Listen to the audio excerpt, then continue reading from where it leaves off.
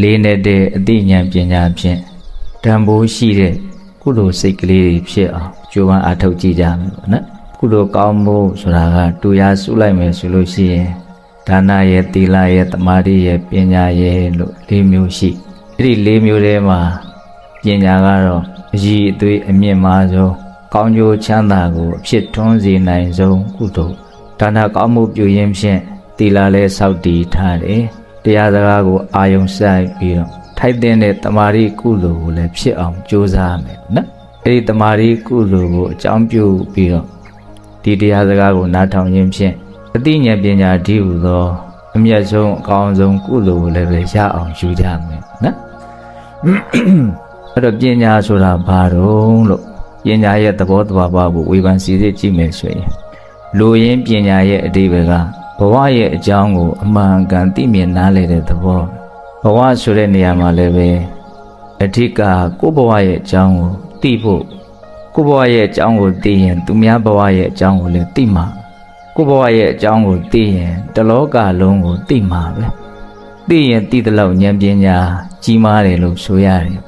အဲ့တော့ကိုယ့်ဘဝရဲ့အကြောင်းကိုသိဖို့ဆိုတဲ့နေရာမှာဘဝကဘလို့ဖြစ်နေတာတော့ဘဝကအခုလက်တွေ့ကြကြပြောရရင်တွေ့နေရကြုံနေရတာတွေကိုအပြီးပိုင်ထားခဲ့ရင်ဖြင့်ဆက်ဖြစ်နေခုတင်လေးဖြစ်ခဲ့တဲ့ကိစ္စတွေအတွေ့အကြုံတွေဘုံဘုံတို့အပြီးပိုင်ချုပ်ပြောက်သွားပြီရှိတော့ပြီးခဲ့ဘယ်မှာမှရှာလို့မတွေ့နိုင်တော့ဘူးဒါပေမဲ့ဘုံတို့ကဒီအတွေ့အကြုံတွေဒီအဖြစ်ပျက်တွေထပ်ပြီးတော့ဖြစ်เสียတွေ့เสียကြုံเสียအကြောင်းတရားတွေကအများကြီးရှိနေတာဆိုတော့ထပ်ပြီးတော့တူညီတဲ့အတွေ့အကြုံတွေကိုထပ်ပြီးတော့ဘုန်းဘုန်းတို့ကတွေ့ကြုံရတယ်ထပ်ပြီးတော့ဖြစ်နေပိုးရှင်းအောင်ပြောရရင်ဘုန်းဘုန်းတို့ကထပ်မြင်နေရတယ်ထပ်ကြားနေရတယ်ထပ်တွေးမိနေရတယ်ထပ်ပြီးတော့စိတ်ထဲမှာဆင်းရဲရတယ်ထပ်ပြီးတော့စိတ်ထဲမှာချမ်းသာရတယ်ထပ်ပြီးတော့လောဘဒေါသတွေဖြစ်ရတယ်ထပ်ပြီးတော့ကုသိုလ်ဘက်ကလည်းပဲကောင်းတဲ့စိတ်တွေဖြစ်ရတယ်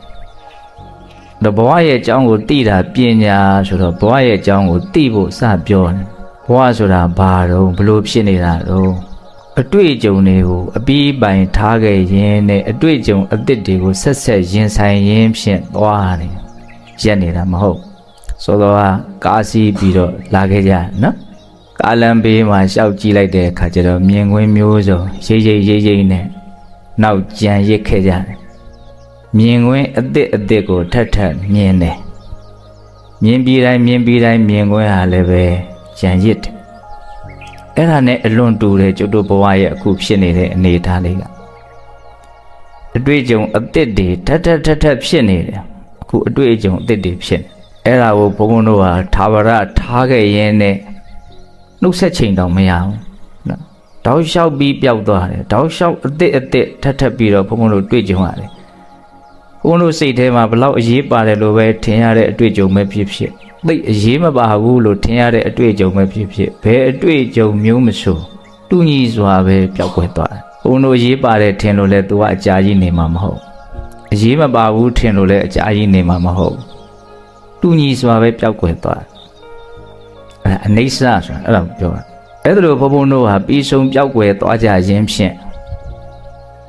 အမေညာနဲတဲ့အခါကျတော့မမြင်ဘူးဒီတိုင်းရက်တည်နေတယ်အမြဲဖြစ်နေတယ်အမြဲရှိနေတယ်ထင်တယ်အဲ့လိုပျောက်ကွယ်သွားရင်းနဲ့နောက်ဆုံးတစ်နေ့မှာအခုဘသူဘဝပါလို့ပြောဆိုနေရတယ်ပြည့်ညက်ရတယ်ဒီကိုယ်ကောင်ကြီးတောင်လုံးဝပျောက်သွားအစာအနာတောင်ရှာလို့တွေ့တော့မှာမဟုတ်တော့ဒကမာကြီးဆိုရင်မိဘတွေရှိသေးလားရှိတော့အယိုးပြတောင်ရှိချင်မှရှိတော့နော်သူတို့ရဲ့ဘိုးဘွားတွေဆင်းဆက်အကုန်လုံးပါတော့ပျောက်သွားရတယ်ကျွတ်တို့ကလည်းပဲအဲ့လိုပျောက်သွားမဲ့နေရာတွေပျောက်သွားမဲ့အခြေအနေတွေကိုသွားနေတာအဲ့လိုသွားနေတာကိုရိုးတန်းသွားတာမဟုတ်ပျောက်ရင်းနဲ့သွားတာအပြက်လေးပြက်ရင်းနဲ့အပြက်ကြီးပြက်မဲ့စီကိုသွားတာအပြက်လေးပြက်တယ်ဆိုတာအနိစ္စကိုပြောတာအပြက်ကြီးပြက်တယ်ဆိုတာမရဏကိုပြောတာဘဝရဲ့အကြောင်းကိုသိတာပညာဟုတ်ပြီအဲ့လိုဆိုရင်ဘဝဆိုတာဘယ်လိုသဘောရှိတာတော့ဘဝဆိုတာခုပြောနေအပြက်လေးပြက်ရင်းနဲ့အပြက်ကြီးပြက်ရမယ်စီကိုသွားနေရတယ်ဇိုးမှရက်နေလို့မရဘူး ကျွတ်တို့အိမ်မောကြနေတဲ့အချိန်မှာတောင်မှအဲ့ဒီသွားတဲ့အလုပ်ကိုလုပ်နေရတယ်ကျွတ်တို့တိမတိကျွတ်တို့စကားပြောနေတဲ့အချိန်ကျွတ်တို့တမင်စားနေတဲ့အချိန်ကျွတ်တို့ရှောက်တွေးနေတဲ့အချိန်ကျွတ်တို့ကကျွတ်တို့အလုံးနဲ့ကျွတ်တို့ဘာတွေပဲလှုပ်လို့နေဒီသဘာဝတရားကြီးကလည်းသူ့အလုပ်ကိုမမိတ်မသုံးအမြဲတမ်းမရက်မနာတာဝန်ကြီးတယ်အမြဲတမ်းလုပ်နေသူ့တာဝန်ကဘာတုံးဆိုတော့ပျက်စီးခြင်းနဲ့ပျက်စီးခြင်းစီကိုသွားတဲ့တာဝန်ဒီတာဝန်ရက်လို့မရအဲ့ဒါလိုနဲ့ဘုံဘုံတို့အပြက်ကြီးပြက်ကြဟာရောပြက်ကြီးပြက်တော့ပြောရရင်နားလဲလွယ်တဲ့ဟောရတာသုံးပြောရရင်ဇလန်းတစ်ပုတ်ပြီးသွားနော်ဒီဇလန်းမှာလူတိုင်းကကိုယ်ဇလန်းမှာကိုယ်ဇက်လိုက်ပေါ့ကိုယ်ဇက်လိုက်ဆိုရင်ကိုယ့်အတွက်လူချမ်းလည်းရှိမှာပါနော်တချို့ပြောရတာရှိရဲ့လေရေစက်ပါလို့တွေ့တာမဟုတ်ဘူးဝေကျွေးဆက်ရဖို့တွေ့နေရတဲ့လူတွေပေါ်မှာမကျေနပ်တဲ့အခါအဲ့လိုပြောကြအဲ့လိုလူတွေကိုတော့ကိုကဘလို့ထင်ပါလဲငါဘဝရဲ့လူချမ်းနေကိုစိတ်တိုင်းလေးကြပြီဆိုတော့ဩဒါတော့ငါပါရမီဖြည့်ဘက်နဲ့တူတယ်ဟုတ်လားအဲ့တော့ဘုန်းတို့သေးပြီးပြက်ပြီးဆိုတော့ဇလန်းတစ်ပုတ်ပြီးသွားကလကားချပြီးတာနဲ့ရက်မှလားဆိုတော့မရက်ဘူးကျွတ်တို့ကဒါကိုတော့ယုံကြည်မှုနဲ့လက်ခံထားတာနော်ဒီဘဝပြီးတာနဲ့နောက်ထပ်ဘဝတစ်ခုဟာတောက်လျှောက်ဆက်ပြီးတော့ဖြစ်လိမ့်မယ်ခုဒီဘဝဖြစ်ခဲ့တာလေအရင်ဘဝပြီးတာနဲ့ဒီဘဝတောက်လျှောက်ဆက်ဖြစ်ခဲ့တာလို့ကျွတ်တို့အဲ့လိုယုံကြည်ထားတယ်အဲ့ဒါကိုကျွတ်တို့တကယ်သိသလားဆိုတော့တကယ်တော့မသိပါဘူးဒါပေမဲ့မြတ်စွာဘုရားရဲ့တပ်ပင်ညုတဉာဏ်ကိုယုံကြည်သောအဖြစ်အဲ့ဒီအမှန်တရားကြီးကိုလည်းဘုန်းဘုန်းတို့ဟာယုံကြည်ထားတယ်လက်ခံထားတယ်ငါအချိန်ကုန်လို့ပြတ်သွားပြီဆိုရင်ဇလန်းကရက်သွားမှာမဟုတ်ဘူးနောက်ထပ်ဇလန်းတစ်ပုတ်ထပ်ပြီးတော့ဆက်ကမှာဟုတ်ပြီနော်အဲ့ဒီကားတဲ့ဇလန်းမှာလည်းပဲအနှဲငယ်မြလေးကွဲလွဲမှုလေးကိုကြည့်ပြီးတော့ဇလန်းကိုမတူဘူးလို့ပြောလို့မရဘူးဇလန်းရဲ့ကြောရိုးကတော့အတူတူပဲဘုန်းတို့ဘဝတိုင်းကခဲ့တဲ့ဇလန်းတွေကိုလူရင်းအနှစ်ချုပ်ရရင်သိမများဘူးမွေးဖွားလာတယ်ပုံမင်းရင်ရော်တယ်နာကျင်ခက်ခဲမှုမျိုးကိုကြုံရတယ်ပြီးတော့ပြတ်သွားတယ်ဒါပဲလုပ်ငန်းကိုင်အဆင်ပြေတာမပြေတာတိမ်ပြောတော့ပါဘူးနော်မွေးဖွားလာတယ်အိုရတယ်နာရတယ်တေးသွားတယ်ဒါပဲဒီဇလန်းပဲကျွတ်တို့ဟာမယိုးနိုင်မဲနဲ့ဘဝတိုင်းဆက်ကတယ်အမကိုကဒီတိုင်းကနေတာလို့မသိတော့ပြင်းရကောင်းမလဲမသိဘူးရိုးရကောင်းလည်းမသိဘူးဇလန်းကိုလည်းဆန်းတယ်လို့လည်းထင်းနေတယ်တကယ်ကမဆန်းပါဘူးအစဉ်ပြေမပြေပြီးဆုံးရင်းနဲ့ထားခဲ့ရင်းနဲ့ဒီလိုနဲ့တရက်ကံသွားနေကြတာဘဝရဲ့အကြောင်းကိုသိတာပညာဟုတ်ပြီဘဝကဘလို့ဖြစ်နေတာတော့အဲ့ဒါကိုအခုအတိတ်ပဲဖွင့်ဘဝပျက်စီးရင်းနဲ့ပျက်စီးခြင်းတွေကိုသွားတယ်ပျက်စီးပြီးဆိုတော့လည်းပဲဆက်ပြီးတော့ပြက်ဖို့အတွက်ဖြစ်ပြန်တယ်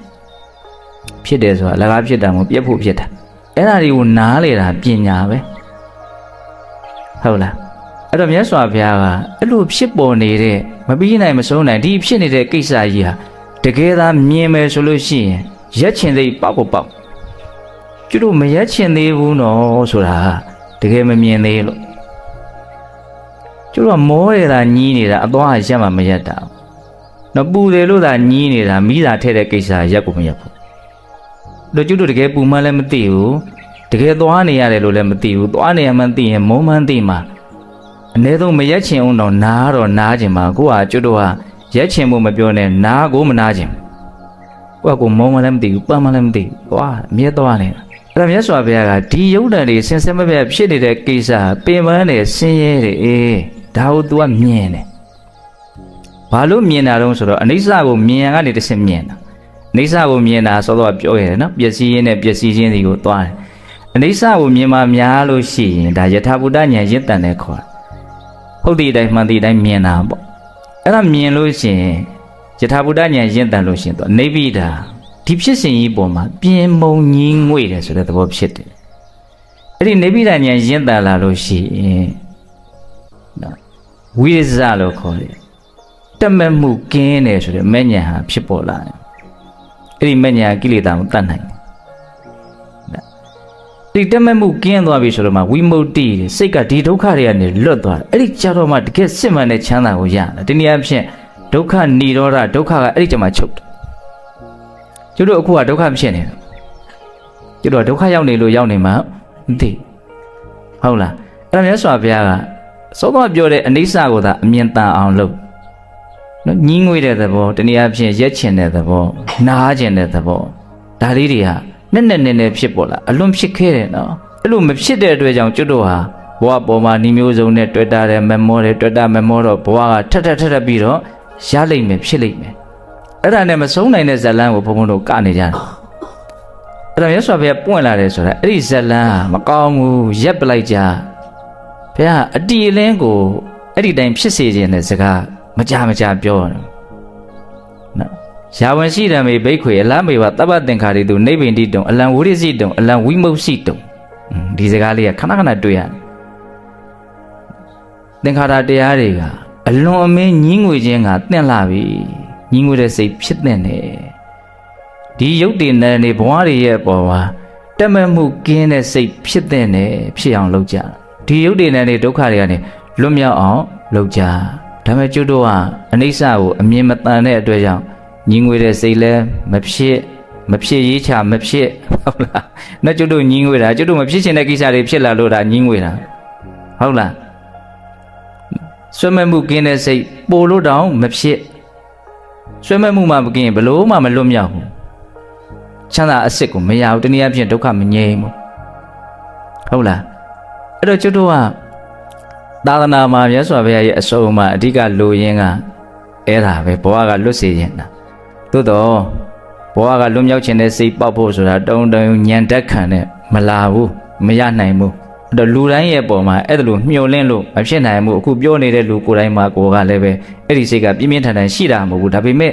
မြတ်စွာဘုရားပွင့်လာတယ်ဆိုတာအဓိကဒါကိုပြောကျင်တာဆိုတာကြီးကိုတိတိကြီးနဲ့ဘုန်းဘုန်းတို့တွေဟာဒီဥစ္စာကိုကြဲလောင်မပြောဘဲမနေသင့်ကြဲလောင်ပြောကိုပြောရဒီသစ္စာလေးပါးကိုသိလို့ဘဝဆင်းရဲတယ်ဆိုတဲ့အခြေအနေမှာကိုတကယ်သိလို့ဘဝပေါ်မှာမမောမှုကင်းပြီးတော့လွတ်မြောက်မှုချမ်းသာကိုရသွားတာအဲ့ဒါကြောင့်ဘုရားဖြစ်သွားတာမြတ်စွာဘုရားဆိုအဲ့ဒါကိုသိသိချင်းလို့ပဲဘုရားဖြစ်အောင်လုပ်ခဲ့တာတကယ်ကဘဝထဲမှာကြီးပွားဖို့ဘဝထဲမှာချမ်းသာဖို့ဘဝတွေတဘဝပြီးတော့ပူကောင်းတဲ့ဘဝတွေရဖို့အတွက်မြတ်စွာဘုရားအဲ့လိုတရားတွေမဟောဘူးမဟုတ်ဘူးဟောတယ်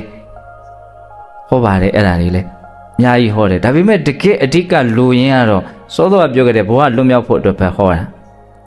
ဘုရားမြတ်စွာဘုရားဟောတဲ့ဒေသနာတွေမူရင်းနှုတ်ကပတ်တော်တွေအများကြီးလေ့လာကြည့်အဲ့ဒါတွေပဲအဓိကပြောတာဟုတ်လားအဲ့တော့ကျတို့ကညာကနုနယ်သေးတဲ့အခါကျတော့ဘဝမလွတ်ချင်ဘဝကိုပဲတန်ရောစဉ်တွေ့ပြီးတော့ဘဝကိုပဲတက်မဲ့မောနဲ့ဘဝအပေါ်မှာပဲတက်မဲ့မောနဲ့နေနေတာအဲ့တော့ဘဝရမှာပေါ့အဲ့လိုတက်မဲ့မောနေကြလို့လည်းအခုရနေတာအေးရပြီဆိုလို့ရှိရင်တော့ကိုသတိပေးထားနင်လိုချင်လို့ရထားတဲ့ကိစ္စဒုက္ခဖြစ်လာမှဘာဖြစ်တယ်ညာဖြစ်တယ်ရှောက်ပြောမနေနဲ့ဟုတ်လားနော်ဘဝမှာဒုက္ခဖြစ်တယ်ဆိုတာဘဝရလို့ဒုက္ခဖြစ်တာတကယ်တမ်းကကျန်တဲ့အကြောင်းတရားတွေဆိုတာဗဒနာကြတဲ့အကြောင်းတရားမဟုတ်ဘူး။နော်စိတ်ဆင်းရဲရတယ်ဆိုရင်လည်းဘဝဖြစ်လို့စိတ်ဆင်းရဲရတာလို့မြင်စေခြင်းယောဂါတွေဖြစ်တယ်ဆိုရင်လည်းဘဝဖြစ်လို့ယောဂါတွေဖြစ်ရမချစ်မနစ်သက်တဲ့လူနဲ့အတူနေရရင်လည်းဘဝဖြစ်လို့မချစ်မနစ်သက်တဲ့လူနဲ့အတူနေရတာချစ်တဲ့လူနဲ့ကိုယ်ရတယ်ဆိုရင်လည်းဘဝဖြစ်လို့ချစ်တဲ့လူနဲ့ကိုယ်ရတာလို့အဲ့လိုဘဝဖြစ်ခြင်းဒီဒုက္ခအားလုံးရဲ့အခြေခံအကြောင်းတရားလို့ကျွတ်တို့မြင်တတ်ဖို့လိုတယ်။ဘုရားအတီးလဲဟောထားတာပဲလေဇာတိပိစယစရာမရဏတောကပရိဒေဝဒုက္ခဒေါမနတုပါဒတမ္မောတိနော်ဒုက္ခတွေအကုန်လုံးဟာလူရလို့ဖြစ်လာလို့ဒုက္ခတွေတွေ့ရတယ်လူကဘာလို့ဖြစ်တာတုံးဆိုတော့ဖြစ်ရတဲ့အခြေအနေကိုမကောင်းမှမသိတဲ့အတွက်ကြောင့်ဖြစ်ချင်းနေလို့ကိုဖြစ်တာပဲရိုးလေးတရားဆိုတာဟုတ်လားအဲ့တော့ကျွန်တော်ကအဲ့ဒါတွေကိုနားလေရမယ်အဲ့ဒါနားလေအဲ့ဒါပညာပဲအဲ့လိုဆိုရင်တရားကအနည်းဆုံးတော့2ပိုင်းလောက်တော့နားလေမှရမယ်ဘဝထဲမှာအရှင်ပြေအောင်လုပ်တဲ့နည်းဘဝကနေလွတ်မြောက်အောင်လုပ်တဲ့နည်းနော်ဒီဥစ္စာလေးနှစ်ခုနားလည်ရမယ်တော့လူရင်းလေးဖုံဖုံပြောမယ်ဟိုတနေ့ကလည်းဒါလေးကိုပြောလိုက်တယ်စိတ်ထဲမှာအလုံးလဲကြည်နက်တယ်ကျွတ်တို့ကဉာဏ်ပညာတွေကနှုံနေသေးတဲ့အတွက်ကြောင့်ဘဝလွတ်ချင်တဲ့စိတ်ကတိတ်ပြင်းပြင်းထန်ထန်မဖြစ်သေးဘူးမဖြစ်သေးတဲ့အတွက်ကြောင့်ဘဝလေးကျင်းလျာအောင်ပါဒီဘဝကိုလည်းဖြတ်တန်းရအောင်ပါဒီဘဝပြီးရင်လည်းနောက်ဘဝပေါင်းများစွာဖြတ်တန်းရအောင်ပါဒီအခြေအနေနဲ့ဆိုရင်တော့လေအဲ့လိုဖြတ်တန်းရမယ်ဆိုလို့ရှိရင်တော့ကျွတ်တို့ကောင်းကောင်းမွန်မွန်လေးဖြတ်တန်းရမှာအဆင်ပြေမှာပေါ့တော့စင်းစင်းရဲပင်ပင်ပန်းပန်းကြီးဖြတ်တန်းရတာနဲ့ဆိုင်ရင်ချမ်းချမ်းသာသာဖြတ်တန်းရတာကပို့ပြီးတော့ကောင်းတာပေါ့ဟုတ်လားအဲ့ဒါဘဝထဲမှာအဆင်ပြေခြင်းလေ အဲ့လိုဆိုလို့ရှိရင်ဘုန်းတို့ဘာအားကိုမလို့ဘဝလွတ်မြောက်ဖို့အတွက်သိစိတ်ဝင်စားစေဘူးဆိုရင်ပေါ့လေအဲ့ဒါဆိုရင်ဘုန်းတို့ဘာအားကိုမလို့ဆိုလို့ရှိရင်စိတ်ကောင်းနှလုံးကောင်းလေးဖြစ်အောင်လုပ်စိတ်ကောင်းနှလုံးကောင်းလေးကိုအားကိုစိတ်ကောင်းနှလုံးကောင်းဆိုတာကောင်းမွန်တဲ့စေတနာကောင်းမွန်တဲ့ကံတရားကိုရည်ရွယ်ပြောတာကျွတ်တို့မှာစေတနာဆိုတဲ့ကံတရားတွေကဆိုးတဲ့စေတနာတွေလည်းဖြစ်တယ်ကောင်းတဲ့စေတနာတွေလည်းဖြစ်တယ်အဲ့ဒါဆိုးတဲ့စေတနာတွေကတော့ကျွတ်တို့အလွန်ကြောက်ရွံ့တဲ့ယွံမုန်းတဲ့ဒုက္ခတွေကိုပဲပေးမှာကောင်းတဲ့စေတနာတွေကတော့ကျွတ်တို့အခုအလွန်မဲ့နေတဲ့ကျွတ်တို့အလွန်တန်ဖိုးထားတဲ့ကောင်းမြတ်မှုချမ်းသာတွေကိုပေးမှာအဲ့တော့ဘဝထဲမှာအဆင်ပြေခြင်းနဲ့ဆိုရင်ဘုန်းတို့ကောင်းတဲ့ကံလို့ဆိုတဲ့စေတနာကောင်းလေးတနည်းအားဖြင့်နားလည်တဲ့ဝါဒနဲ့ပြောရင်စိတ်ကောင်းနှလုံးကောင်းလေးကိုအားကိုးရမယ်ကောင်းတဲ့စိတ်ကလေးထားအဲ့ဒါတန်တရားမှာနော်ချမ်းချမ်းသာသာလေးသွားရမယ်ပေါ့ကောင်းတဲ့စိတ်ကလေးထားတော့ကောင်းတဲ့စိတ်ကလေးဖြစ်ဖို့အတွက်တဆင့်တက်ပြီးတော့ပြောရရင်မေတ္တာတရားလေးကိုအားကိုးမေတ္တာစိတ်ကောင်းနှလုံးကောင်းတွေထဲမှာအလွန်မှအရည်အသွေးမြင့်တဲ့သဘာဝတရားကြီးတို့ပါနော်လောကီကောင်းကျိုးချမ်းသာတွေကိုပေးတတ်တဲ့ကံတရားတွေထဲမှာမေတ္တာကံဟာအထွတ်ထိပ်ပဲအမြင့်မားဆုံးပဲမေတ္တာရဲ့ကောင်းကျိုးချမ်းသာကိုဖြစ်စေနိုင်တဲ့အစွမ်းတတ္တိတွေကိုဘုရားကလွဲလို့ဘယ်သူမှအပြည့်စုံမသိနိုင်အဲ့ဒါမြတ်စွာဘုရားကိုယ်တော်နဲ့ဟောထားမေတ္တာနဲ့ဘဝမှာအဆင်ပြေအောင်ဘုံဘုံတို့နေနိုင်ရမယ်နေတတ်ရမယ်မေတ္တာကိုအားကိုးလို့ရှိရင်ဘဝမှာအဆင်ပြေမယ်ကျွတ်တို့ကဘဝမှာမလွတ်ချင်သေးတာ哦ဒါပေမဲ့ကျွတ်တို့ရဲ့ဉာဏ်ကရက်နေမယ်လို့တော့မထင်ဘူးနော်တဖြည်းဖြည်းနဲ့ဉာဏ်ပညာမြင့်လာအဲ့လိုဉာဏ်ပညာမြင့်လာရင်ကျွတ်တို့ကဘဝလွတ်မှသာလေဒုက္ခនិရောဓဒုက္ခချုပ်မှာပါလားဆိုတဲ့အတိကလေးတစ်နေ့မှာရနိုင်ကောင်းတယ်ပေါ့နော်အဲ့လိုရလာပြီဆိုလို့ရှိရင်တော့ဘဝကလွတ်မြောက်အောင်ဘုန်းတို့ဘာကိုအားကိုးမလဲအဲ့ဒါဆိုရင်တော့ပညာကိုအားကိုးနော်လူရင်းလေးကိုပြောတယ်နော်